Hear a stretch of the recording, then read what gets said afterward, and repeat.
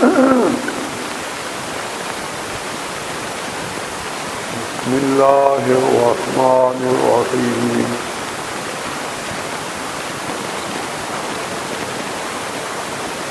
قد أفلح المؤمنون الذين هم في صلاتهم خاشعون قد أفلح المؤمنون الذين هم في صلاتهم خاشعون صدق الله مولانا العظيم. اللهم صل على محمد وعلى آل محمد كما صليت على إبراهيم وعلى آل إبراهيم إنك حميد مجيد.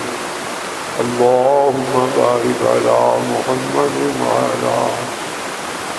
اللهم بارك على محمد وعلى آل محمد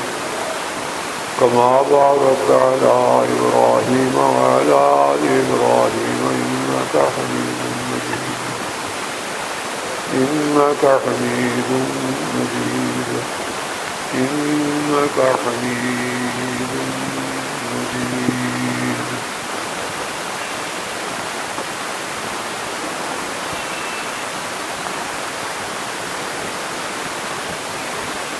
قد افلح المؤمنون، بے شک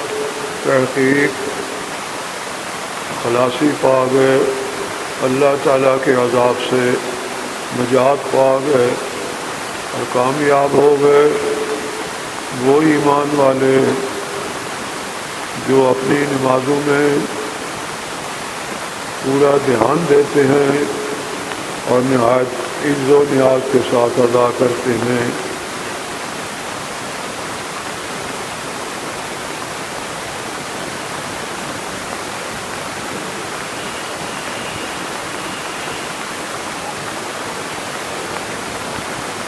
نماز کے سلسلہ میں بحمد اللہ تعالی، اللہ تعالیٰ کے فضل و رحمت سے ہم قاعدے کے اخیر قریباً رب اجعلنی مقیم الصلاۃ ومن ذریتی ربنا وتقبل دعاء ربنا اغفر لی ولوالدی،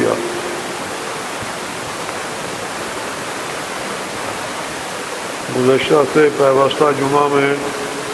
ربنا اغفر لی ولوالدی وللمؤمنین یوم یقوم الحساب، اس سلسلہ میں آپ نے قرآن کریم سے بھی سنا اور نبی علیہ الصلوۃ والسلام اور صحابہ کا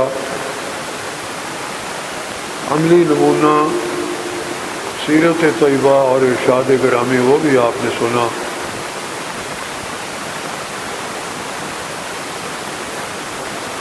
کہ کوئی بھی شرک کرنے والا ہو اس کے لیے مغفرت کی دعا نہیں کر سکتا، اگر وہ زندہ ہے، ماں ہے، باپ ہے، بھائی ہے، بیٹا ہے، خامند ہے، جورو ہے، جو بھی رشتہ ہے، دوست ہے، احباب ہیں، اگر وہ زندہ ہیں تو ان کے لیے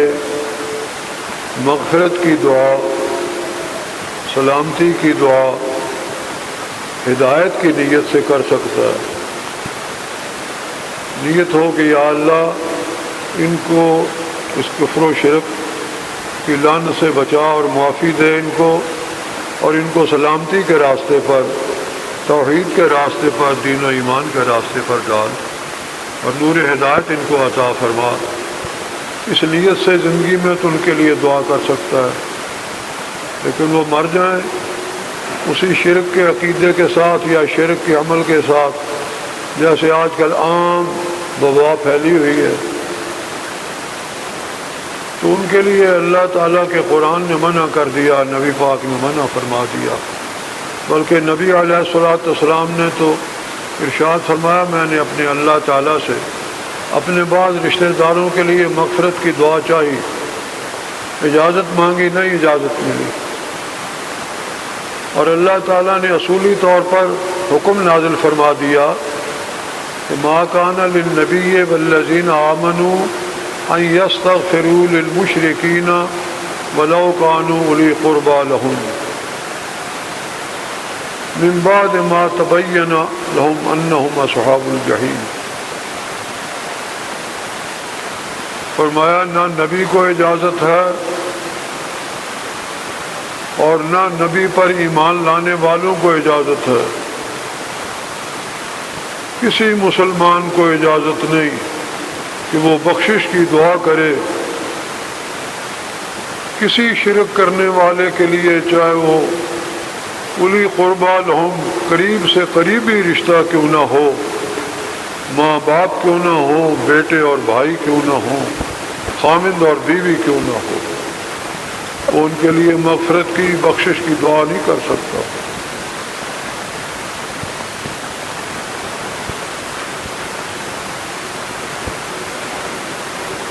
پہلے جو میں نے گزارش کی ہے وہ ساتھ یاد رکھیں ضرور کہ اگر وہ شرک کرنے والا زندہ ہے، ماں ہے، باپ ہے، بیٹا ہے، بھائی ہے، دوست ہے، کوئی رشتہ ہے، زندہ ہے تو اس کے لیے ہدایت کی نیت سے کہ اللہ اس کو نور ہدایت عطا فرما، تو اس کو اپنے لیے سلامتی کا لفظ، سلام کا لفظ، مغفرت کا لفظ اس نیت سے بولے کہ یا اللہ ان کو کفر و شرک کی گندگی سے بچا، اس سے نجات دے، ان کو معافی دے، ان کو سلامتی کی راہ، ہدایت کی راہ پر لگا دے۔ قبول ہو جائے تو الحمدللہ، اور اگر وہ اسی حال میں مر گیا، چاہے گیارہویں دیتی ماں مرے اور چاہے باپ مرے، چاہے پیران پیر کو پکارے، چاہے نبی علیہ الصلوۃ والسلام کو حاجت اور مدد کے لیے پکارے، نبی علیہ الصلوۃ والسلام کو عالم الغیب سمجھے، حاضر ناظر سمجھے، حاجت روا، مشکل کشا، مالک و مختار کائنات کا سمجھے، چاہے کسی اور کو سمجھے، ان کے نام کی نظریں نیازیں دیتا ہو، ان کو پکارتا ہو، ان کو عالم الغیب سمجھتا ہو، ان کو کارساز مشکل کشا جانتا ہو، چاہے نبی ہوں، چاہے علی ہوں، چاہے صدیق ہوں، چاہے عمر فاروق ہوں۔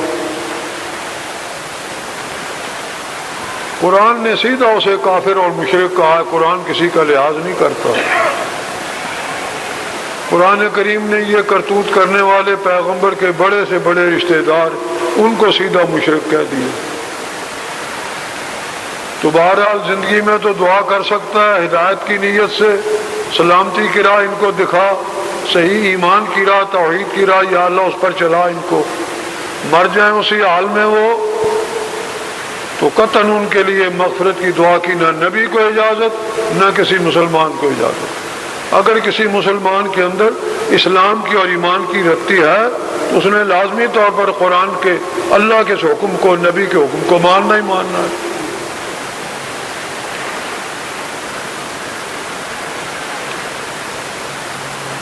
پھر ساتھ یہ بھی کہ چاہے وہ کتنے بڑے نیک کام کیوں نہ کرتے ہوں، وہ بھی سمجھتے ہو ہم بڑے نیک کام کر رہے ہیں، بڑے متقی ہیں، بڑے پرہیزگار ہیں، بڑے نیک کام ہم کر رہے ہیں، یہاں تک کہ بیت اللہ شریف بھی اپنی جائز اور حلال کی کمائی سے، یہ مسجد تو درکنار ہی، بیت اللہ شریف جا کر بنوا دے سارے کا سارا اپنی حلال کمائی سے۔ فرمایا شرک کرتا ہے تو اولئک حبطت اعمالهم فلا نقیم لهم یوم القیامۃ وزنا، قیامت کے دن اس بدبخت کے کسی عمل کا تول کوئی نہیں، سیدھا جہنم، بغیر عمل تولے، عمل ہے ہی پلے کو نہیں، وہ تو ضائع ہو چکا شرک کرنے کی وجہ سے، کفر کی وجہ سے، تلے کیا وہاں گناہگار کا عمل تلے گا۔ اگر وہ شرک اور کفر اور بدعت کی لعنت، یہ تین لعنتوں میں سے کوئی لعنت نہیں چمٹی ہوئی، شرک نہیں، کفر نہیں اور یہ بدعت نہیں، جیسے یہ جلوس نکالتے ہیں آئے دن، شیعہ بھی نکالیں گے، پھر ہمارے سنیوں کی باری آ جائے گی۔ اسی طرح اور کئی بدعتیں دین میں جاری کی ہوئی، اسلام میں جاری کی ہوئی، کوئی 100 برس سے، کوئی 50 برس سے، کوئی 10 برس سے، کچھ اذان دینے کے ساتھ بدعتیں۔ آپ میں جو بوڑھے بوڑھے لوگ ہیں، آج سے قریباً 60-70 برس ان کی عمر ہے، وہی خانہ خدا میں موجود ہے۔ قسم دے کر بتا دیں کہ آج سے 30-35 برس یہ سلواتیں سنی تھی اذانوں کے ساتھ، یا 30-40 برس سے پہلے یہ جلوس میلاد کے کبھی دیکھے تھے کسی نے؟ یہاں ہندو موجود تھے، وہ ان کا جلوس ایک نکلتا تھا، وہ راون کا، دسہرے کا، وہ اپنے پچھلوں کی نقلیں ڈالتے تھے۔ اب ماشاءاللہ شیعہ امام حسین کا تعزیہ بنا لیتے ہیں، ساڑھے مہربان نے ان خیر نال سنی سن ہوئے۔ یہ لاہور میں آپ دیکھو تو انہوں نے نبی پاک کے روزے کا نقشہ بنا کر میلاد کے جلوس کے ساتھ ساتھ لیے تھے۔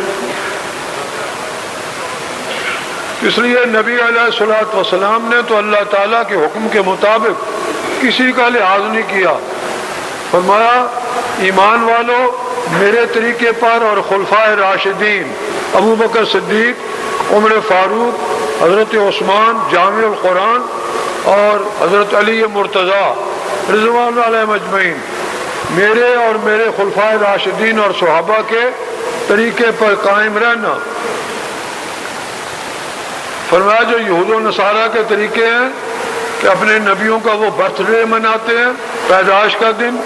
میلاد کا دن، پیدائش کا دن، میلاد کہتے ہیں اسی برتھ ڈے کو، پیدائش کے دن کو یوم میلاد۔ اسی طرح ڈیتھ ڈے عرس کے دن مناتے ہیں کہ فلاں تاریخ مرے تھے مناؤ۔ فرمایا اللہ تعالیٰ نے مجھے بھیج کر مکے میں کھڑے ہو کر آپ نے کہا حجۃ الوداع میں، جس کے 2 مہینے بعد آپ دنیا سے رخصت ہو گئے، آپ نے فرمایا اللہ تعالیٰ نے وہ کفر کی، شرک کی، ساری یہود و نصارہ کی اور مشرکین مکہ میری برادری کی ساری بری رسموں کو، سارے شرک و کفر کو، ساری رسوم جاہلیت کو اللہ نے میرے قدموں میں مٹا دیا ہے، اور میری امت ہوش کرنا دوبارہ ان کو جاری نہ کرنا۔ پھر یہود و نصارہ کے نقش قدم پر نہ چلنا، پھر مشرکین کے قدم پر نہ چلنا۔ وہ تو آپ کا ارشاد گرامی تھا، امت سن لیتی ہے اور بس اپنی مرضی سے آگے۔ تو اس لیے تو فرمایا وہ تو پھٹکار ہے، سیدھی لعنت ہے، کوئی عمل نہیں۔ فرمایا شرک اور کفر تو رہنا درکنار، وہ تو بہت بڑی لعنت ہے نا، بہت بڑا کفر ہے، سارے اعمال برباد۔ فرمایا صرف میرے دین میں بدعت جاری کرے، دین کا کام سمجھ کر، اسلام کا کام سمجھ کر، میں نے نہیں کیا، میرے صحابہ نے نہیں کیا، اللہ نے دین مجھ پر مکمل کر دیا، میرے صحابہ نے مکمل اس پر عملی نمونہ قیامت تک کے لیے دے دیا۔ تم کو پورا دین جو میں نے ان کو سنایا، وہ پورے کا پورا دین اللہ کا مکمل تم تک انہوں نے پہنچا دیا، سنا دیا، سنانے میں انہوں نے خیانت نہیں کی۔ اب فرمایا اس دین کے ساتھ کچھ اضافہ کرو گے، ایاکم و محدثات الامور،